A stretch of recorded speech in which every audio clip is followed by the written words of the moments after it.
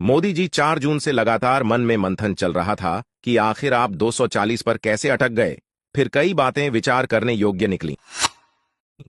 1. वर्ष 2014 में देश में चुनाव आया तो आपने कहा, मैं प्रधानमंत्री नहीं हूं, मैं तो प्रधान सेवक हूं। देशवासियों ने जबरदस्त स्वागत किया।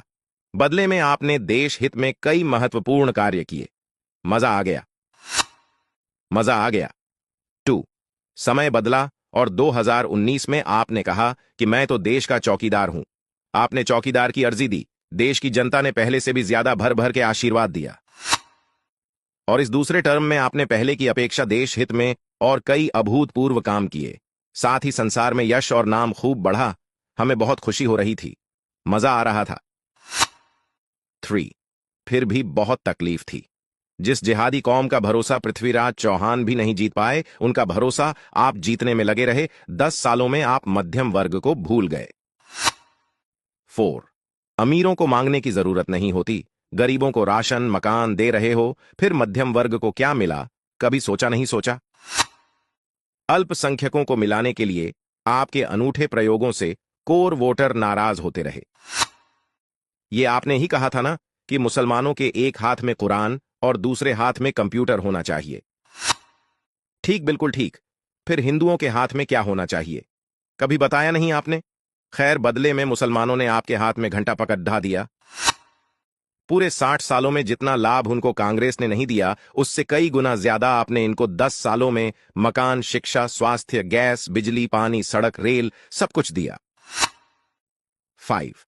आपके फैसले से आपके लोग दुखी हुए, फिर भी आपके साथ दुखी भाव से खड़े रहे। लेकिन जब चुनाव का वक्त आया तो आपने सरकार बचाने या चुनाव जीतने का नारा ही नहीं दिया, जबकि साइकोलॉजिकल नैरेटिव अब की बार 400 पार का कर दिया।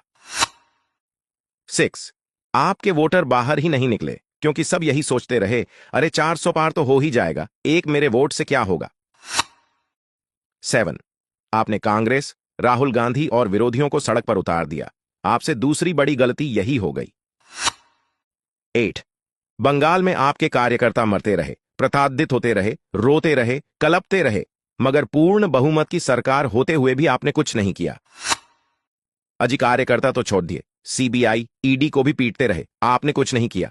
ममता को हटाया क्यों नहीं, बर्खास्त करना चाहिए था। 9.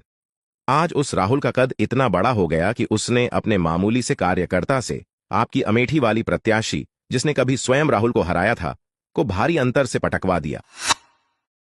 खैर, जूता महंगा हो अथवा सस्ता, उसे सर पर नहीं रखते, किंतु आपकी समझ में नहीं आया। 10. आप नहीं माने, बीजेपी वॉशिंग पाउडर से धो धोकर दूसरी पार्टी के भ्रष्टाचारियों को पनाह देते रहे, क्योंकि आपको विश्व की सबसे बड़ी पार्टी बनना था। 11. जो आपके पुराने कार्यकर्ता थे वो मुंह ताकते रहे, आप गैरों को टिकट देते रहे।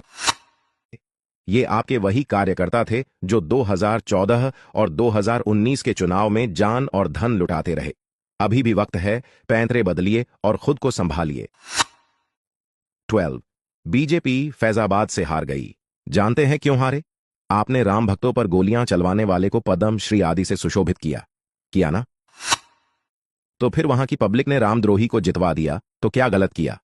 इससे बड़ा और प्रमाण क्या चाहिए कि देशद्रोहियों को सिर्फ आपका फ्री माल चाहिए, लेकिन वे आपको वोट नहीं देंगे।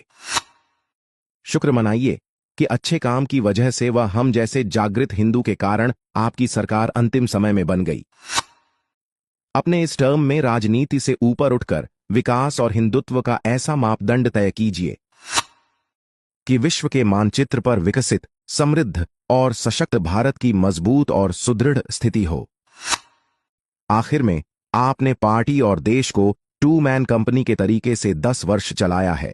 इस रवैये को अब थोड़ा बदल दीजिए और थोड़ा अपने कार्यकर्ताओं की बात पर ध्यान देना शुरू करिए। थोड़ा हिंदू मध्यम वर्ग की भी चिंता कीजिए।